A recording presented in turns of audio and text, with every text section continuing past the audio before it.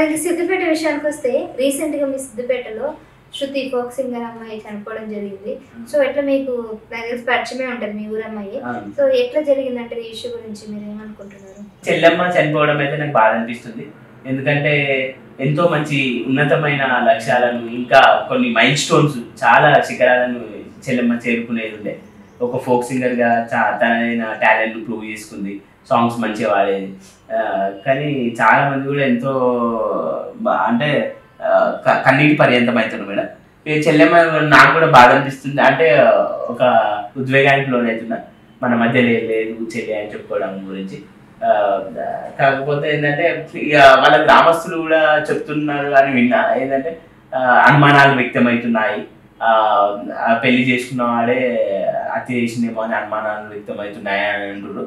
ఇక మరి అది పూర్తి ఇన్వెస్టిగేషన్ అయిన తర్వాత దాని వివరాలు బయటకు వస్తాయి మేడం. ఏదేమైనా కానీ చెల్లెమ్మ అంటే అలా చనిపోవడం మన మధ్య లేదు అని చెప్పడానికి కూడా చాలా బాధ అనిపిస్తుంది. అదొక వేదన, ఒక అంటే ఒక బాధాకరమే. ఎందుకంటే ఎంతో శిఖరాలకు చాలా శిఖరాలకు ఒక మైల్ స్టోన్స్ రీచ్ అవ్వాల్సిన చెల్లె మన మధ్యలో లేదు అని చెప్పడానికి నేను కూడా చాలా బాధపడుతున్నాను. అయితే శృతి గారు చిన్న వయసులో ఇట్లా చేయడం, వాళ్ళ ఫ్రెండ్ చిక్కి అనుకుంటా, తను కూడా ఇద్దరు కలిసి పాటలు పాడేవారు, ఆవిడ చెప్పారనమాట. సో 2 రోజుల క్రితమే నేను మాట్లాడాను, మెసేజ్ కూడా చేశాను. నాకు ఇక్కడంతా ఏం నాకు నచ్చట్లేదు, అసలు ఏమవుతుందో నాకు అర్థం కావట్లేదు, ఏదేదో అవుతుంది, నాకు ఏం చేయాలో అర్థం కావట్లేదు అని మెసేజ్ పెట్టిందంట. అంటే ఈ మెసేజ్ బట్టి ఏం అర్థమవుతుందంటే చిన్నప్పటి నుంచే ధైర్యవంతురాలు, ఒక సాంగ్స్ పాడి అంత దూరంకి వెళ్ళి ఆవిడే కార్ బుక్ చేసుకోవడం, లేదంటే బస్సులో రావడం, స్టూడియోస్కి వెళ్ళి పాటలు పాడి ప్యారడీ చేసి అంత స్ట్రాంగ్ పర్సన్ ఒక చిన్న ఇష్యూకి ఆత్మహత్య చేసుకున్న పెరిగింది కాదని ఇంట్లో వాళ్ళు చెప్తున్నారు, ఆ చికెన్ ఆమె చెప్తుంది.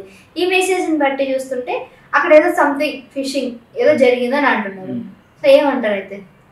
అయితే చెల్లెమ్మకు అయితే శృతి ఫోక్ సింగర్ చెల్లెమ్మకు చిక్కి ఫ్రెండ్, వాళ్ళిద్దరు కలిసి వీడియోస్ కూడా చేసినాయి, అది తెలిసిందే. అయితే మరి చిక్కీతోనైతే నేను మాట్లాడలేదు ఇంతవరకు. అంటే పూర్తిగా ఎలా జరిగింది ఏంటి అనేది చిక్కి చెల్లెమ్మని అడిగి తెలుసుకుందాం అనుకున్నామని. అయితే ఇప్పుడు ఆ చిక్కి మెసేజ్ బట్టి అర్థమవుతుంది ఏంటంటే ఏదో జరిగింది, వాళ్ళ అనుమానాలు వ్యక్తం చేస్తున్నారు అని అంటున్నారు. సో నిజంగానే ఏదైనా జరిగిందంటారా? అంటే నాకు శృతి చెల్లెమ్మ కొమర్షియల్కి వచ్చేది, టికెట్ తీసుకున్నప్పుడల్లా అంటే హుషారుగా మాట్లాడేది, చాలా ధైర్యవంతురాలు. అంటే ఆత్మహత్య చేసుకునేంత పిరికితనం అయితే లేదు. కానీ చెల్లెమ్మ నాతో మాట్లాడిన జ్ఞాపకాలు, టికెట్ తీసుకొని అంటే అక్కడ కొమర్షియల్ దగ్గర కూడా ఆమె వీడియో తీసేది. చిక్కి ఆమె క్లోజ్ ఫ్రెండ్. అయితే శృతి చెల్లెమ్మ మన మధ్యలో లేదంటే నేనే చాలా బాధపడ్డాను. సారీ మేడం, ఎమోషనల్గా ఫీల్ అయినా. ఎందుకంటే ఇక చెల్లెమ్మకు గుర్తుకొచ్చింది, అంటే కొమర్షియల్ గారు మాట్లాడిన జ్ఞాపకాలు.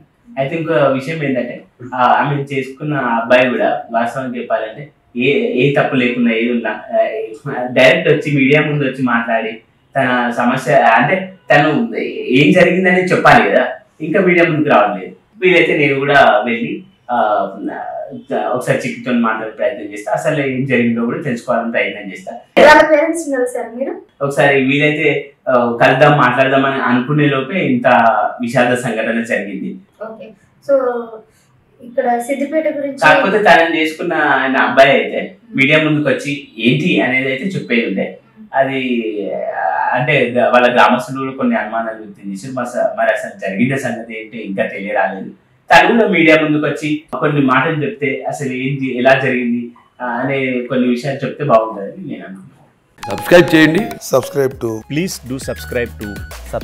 Please like, share and subscribe to Top Telugu TV. Top Telugu TV.